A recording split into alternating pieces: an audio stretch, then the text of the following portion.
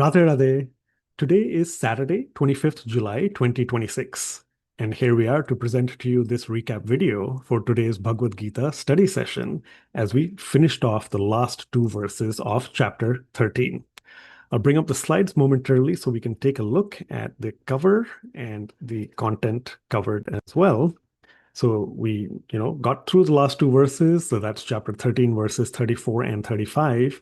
Of course, that was after the recap quiz for last week's content on chapter 13, verses 31, 32, and 33. As always, if you take a look at the description for this video, you'll get the usual link to the free community portal page where you'll get all these slides. They're all organized there, and there's a lot more material for your supplementary reference and learning. Therefore, let us take a look at chapter 13, verse 34.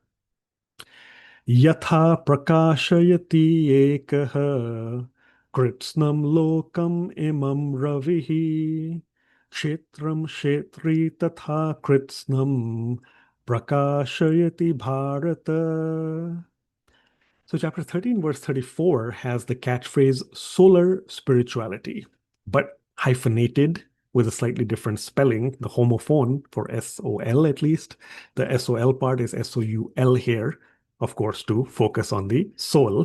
So solar spirituality, because we have learned from Sri Krishna an analogy that if you understand the sun is where it is, far, far away, yet it illumines the entire solar system. Likewise, the soul doesn't take up the entire space of the body. We actually talked about the size. It is extremely, extremely tiny. In fact, it's subtle, right? It's divine energy. It is subtle. But to try to understand its minuteness or its dimension, we'll see, of course, one reference from the scriptures. And so that tiny soul in the region of our hearts illumines, in this case, provides consciousness, pran, life force, energy to the entire body. So that analogy, of course, is very, very powerful visually as we try to relate soul, S-O-U-L, to soul, solar, S-O-L-A-R, the sun-based aspect of it. In the commentary that we had seen, Swamiji quotes 2-3 times from different scriptures. Esho Noratma from the Mundaka Upanishad, the soul itself is extremely tiny. And then the quite well-known concept and reference of the size of the soul to understand its dimension, the hair reference. So from the Shvetashvatar Upanishad, Bala Grashata Bhagasya Shatadha Kalpitasya Cha Bhago Jiva Savigneyaha Chanantyaya Kalpate. So what is that? That is, you take a strand of hair, and not just a strand, but actually focus on the tip of a hair. So already we're talking tiny, minute. Take that tip, divide it into 100 parts. We're not yet done. You take one of those parts and further divide it into 100 parts. So for those who enjoy math or numbers, that's, 10,000. 100 and 100 is 10,000. So this is 1 over 10,000 of a tip of a hair. That is the representation of the expression of the minuteness or the dimension of the soul, how super, super tiny it is. Again, that's from the Shvetashvatar Upanishad. And of course, then the Vedanta Darshan tells us, Gunadva Lokavat, that is the soul, although seated in the heart. And now, as we know, although super, super tiny, it spreads its consciousness throughout the field of the body. The analogy again being that of the entire solar system being illuminated by the sun, where the sun is, of course. As we had mentioned in the session, go back to chapter 2. We had pointed out, I think, a number of times perhaps in chapter 13 through the recap video homework questions. There are two places where Ved Vyas has mentioned analogies for the power of the soul. One, remember, is the fragrance that emanate in a garden. You walk through a garden, the flowers are where they are. The fragrance is throughout the garden. Secondly, you put sandalwood tilak on your forehead, put it on your body, put just a little bit, and it provides cooling to the entire body all, throughout the day. And that again is to represent the soul's power of how it permeates, provides that consciousness throughout the body. So keep that in mind, of course, as you review your material.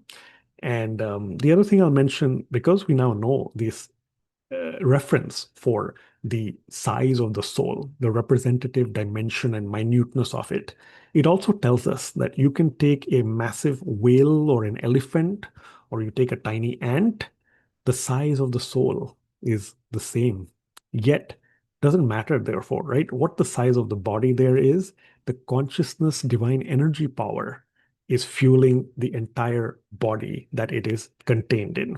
So, another thing to add to your repertoire. Next up, let us take a look at chapter 13, verse 35. Kshetra kshetragnayor evam antaram jnana chakshusha bhuta prakriti moksham cha ye vidur yanti te param. So, chapter 13, verse 35 has the catchphrase eye exam. We all know what an eye exam, of course, is. You go for your annual or whatever frequency you go at, you go to the optician for your eye checkup, your eye examination. Here, this is a different kind of eye exam that Sri Krishna is telling us about. He's actually telling us how we can continue to focus on attaining the supreme destination. And that exam is this difference, this distinction or discernment we need to perceive. And how we perceive it is with the eyes, but the eyes of knowledge. It's with the eyes of knowledge, not just, of course, in the mind and intellect, but truly in the heart. With the eyes of knowledge, we now perceive that this difference between the body, that's the field we've been studying all this time, and the knower of the body, the knower of the field. Remember, that's the tiny soul. And of course, we also have the supreme soul who knows all the fields, all the bodies. And that's what we're trying to attain or who we are trying to attain. So if we understand this distinction between the body and the knower of the body, as well as the process of release from material nature, not just liberation, moksha, take me away from this world or this body and away from troubles and struggles. No, it is about not coming back in the any of the 84 lakh, 8.4 million species. It's in fact to try to go directly at that end of that particular lifetime when it happens, to go directly to the supreme abode. That is how we can attain the supreme destination, as Sri Krishna tells us. So for the commentary, Swamiji tells us that in usual customary style, this is the last verse of a chapter. So Sri Krishna is going to, of course, conclude or wind up the entire topic. Here, the topics being, of course, the field and the knower of the field and the supreme knower. So you do that by summing up that knowledge. It's a reminder of Kshetra, the material body, the field of activity, spiritual Kshetragnya, the knower of the field, remember the soul, and of course the supreme soul. If we have this distinction clear and we understand, as I said, what that release from material nature is, it is really about attaining God, continuing to provide our seva to God, and participating in their leelas. All that eventually gets us to appreciate why we are on this path. We continue to tread on our individual spiritual journeys, associate with God realized saints, have that element of sadhana, seva, kirtan, satsang, lectures, knowledge, everything, but all encompassed by bhakti, bhakti at the core. And eventually you get the enlightenment from the grace of God. God is the one who will bestow that if and when we qualify for it. And you eventually attain God realization. We become one with God, of course. And so that is how Sri Krishna concludes this chapter 13 with this 35th verse. So we have solar spirituality and eye exam. Well, let's take a look then at a couple of things. Let's not forget this is the end of the chapter. So let us, of course, express our gratitude with the closing prayer. So that's for chapter 13 here. Om Tat Saditi Srimad Bhagavad Gita Su Upanishadsu Brahma Vidyayam Yoga Shastre Shri Krishna Arjuna Samvade Kshetra Kshetragna Vibhaga Yogo Nama Trayodashodhyayaha Sarvam Shri Krishna Arpanamastu. Harihi Om. That's, of course, gratitude and the closing prayer for chapter 13. And let's also not forget, let's go to our flyer for today. Before that, actually, let me remind us of a couple of important Sanskrit words. So from chapter 13, verse 34, let's take this one that many of you know, whether it's from Hindi or Sanskrit, but prakashayati. Prakash to do with light. Prakashayati is illumines. So let's make sure we have that in our Sanskrit dictionaries. And then from chapter 13, verse 35, let's use the one about the eyes. Well, the eyes here being the ones of knowledge. So, Jnana Chakshusha, with the eyes of knowledge. Jnana Chakshusha, with the eyes of knowledge. And again, helping to discern that difference between the body and the knower of the body. So, back to the flyer now. Question here is, why is the soul an exemplary candidate of long distance learning?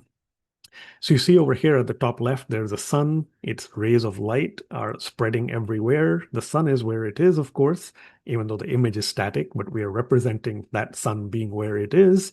It doesn't have to literally come everywhere, as we discussed in the session. And it's providing illumination, light, heat, and warmth all throughout. Now, this person here, she is standing, walking, and we can see the soul, representative soul inside her. And what is the soul wearing? If you look carefully, it has its graduation cap with the tassel, if you look closely.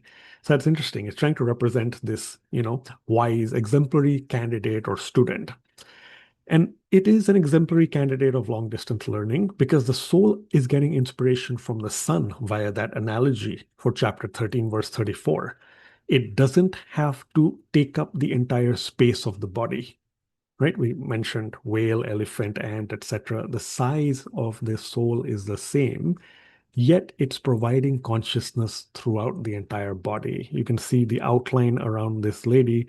There is that illumination, the consciousness, the life force that that soul is providing.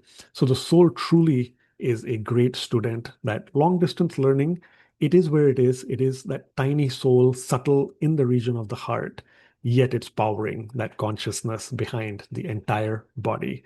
So it learns really well. It implements that as well. And of course, we all try to implement our learning all the time as well.